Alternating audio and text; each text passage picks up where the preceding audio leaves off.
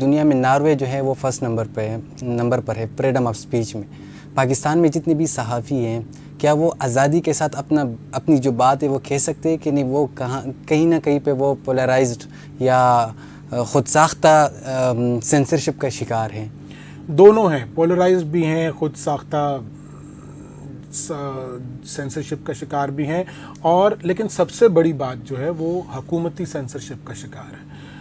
ہماری حکومت جو ہے وہ اختلاف رائے کو برداشت نہیں کرتی، اور حزب اختلاف کی بات کو برداشت نہیں کرتی، سوال کو برداشت نہیں کرتی. کوئی حکومت نہیں کرتی. آپ یہ ضرور ہے کہ جب وہ حزب اختلاف میں ہوتے ہیں تو وہ میڈیا کے ساتھ تعلقات بہتر بناتے ہیں، لیکن جب حکومت میں آتے ہیں تو ان کا رویہ بھی وہی جابرانہ ہو جاتا ہے.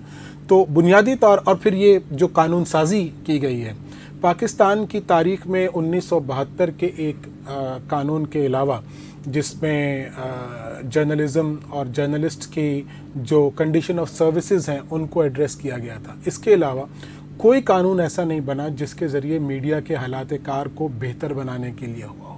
یہ سارے قوانین امتناعی نوعیت کے ہیں جن میں پابندیاں لگائی جاتی ہیں. ابھی حال ہی میں جو پیکا کا قانون بنا ہے اس میں اگین میڈیا پر اور بولنے والے لوگوں پر اور ان لوگوں پر جو میڈیا کے ذریعے سے اپنی آواز پہنچاتے ہیں ان کو پابندیوں کا سامنا.